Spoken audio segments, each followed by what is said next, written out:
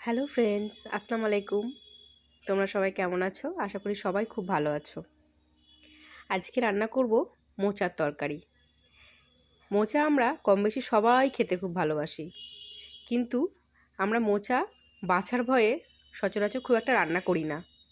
কিন্তু আমি বেশিরভাগ সময় মোচা রান্না করি, কারণ আমার বাড়ির সবাই মোচা খেতে ভীষণ ভালোবাসে। তো প্রথমেই আমি চিংড়ি মাছগুলোকে নুন আর হলুদ দিয়ে ভালো করে ভেজে তুলে নিলাম।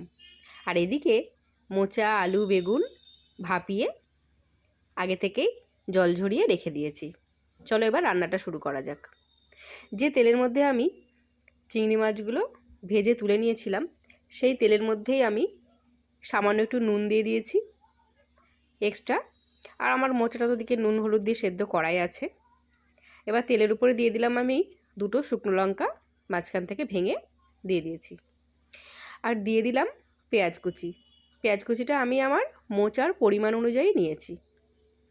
এবারে পেঁয়াজটাকে বেশ ভালো করে সুন্দর করে একটু ভাজা ভাজা করে নেব।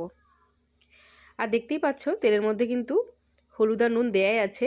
যেহেতু আমি চিংড়ি মাছটা ভাজা করেছি নুন হলুদ দিয়ে, সেই জন্য নুন আর হলুদটা কিন্তু আমি একটু বুঝেই দেব। এই যা দেখেছো, 5 ফোড়ন দিতে ভুলেই গেছি। চলো এখন একটু 5 ফোড়ন দিয়ে দিই। 5 ফোড়ন না দিলে আবার খুব একটা টেস্ট হবে না। অবশ্য 5 ফোড়নটা তোমরা স্কিপও করতে পারো, যেহেতু এর মধ্যে চিংড়ি মাছ দেওয়া হয়েছে।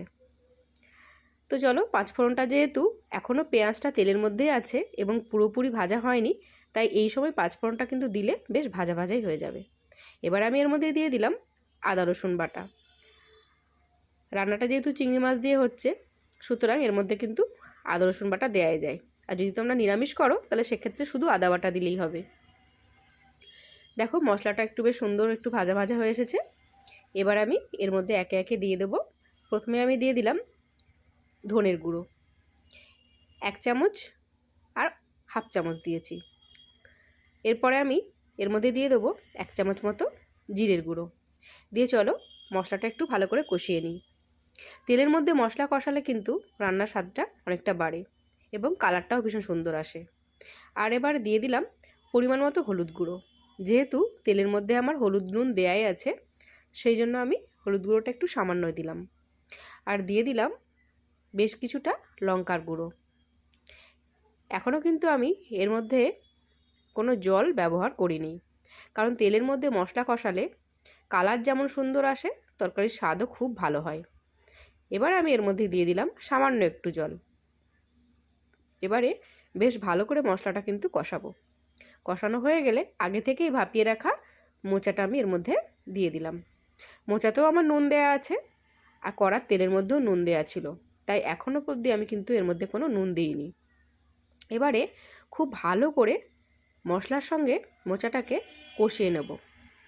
কষতে কষতে এবার আমি এর মধ্যে দিয়ে দিলাম ভেজে রাখা চিংড়ি মাছগুলো, যেগুলো আমি আগে থেকেই উঠিয়ে রেখেছিলাম।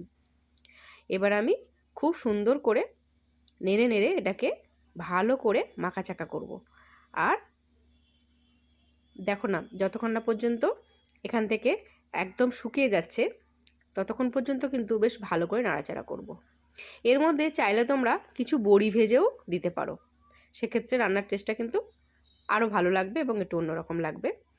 আমার এই মুহূর্তে বড়িটা আমি দিইনি, কারণ যেহেতু চিংড়ি মাছ দিয়েছি এই জন্য বড়িটা আমি আর দিলাম না। যদি নিরামিষ হতো বড়ি দিতাম। এবার একটু এর মধ্যে সামান্য পরিমাণ জল দিয়ে দিলাম, দিয়ে বেশ ভালো করে কিন্তু আমি কষাবো। এই কষানোটাই কিন্তু মেন। এবার আমি অল্প করে একটু এর মধ্যে চিনি ছড়িয়ে দিলাম, দিয়ে দেখো বেশ ভালো করে কিন্তু কষাচ্ছি, বেশ মাখো মাখো হয়ে এসছে, দেখতেই পাচ্ছ। তো কষানো হয়ে গেছে, বেশ ভালো করে আমার কিন্তু কষানো হয়ে গেছে। এটা সেদ্ধ হওয়ার খুব একটা ব্যাপার নেই। অল্প অল্প করে জল দিয়ে কষালাম, তারপরে দেখলাম মোটামুটি হয়ে গেছে, সুন্দর একটা স্মেল এসছে। একদম শেষ মুহূর্তে 1 চামচ ঘি আর সামান্য একটু গরম মশলা দিয়ে লাস্ট ফিনিশিংটা দিচ্ছি। মোচা রান্না দেখেই বুঝতে পারছো একেবারে মাখো মাখো হয়ে গেছে। খুব বেশি জল আমি দিইনি, কারণ আমার মোচা সেদ্ধই ছিল, জাস্ট অল্প অল্প জল দিয়ে কষিয়ে নিয়েছি। তো এই রকম মোচা রান্না যদি পাতে থাকে আর কি চাই বলো।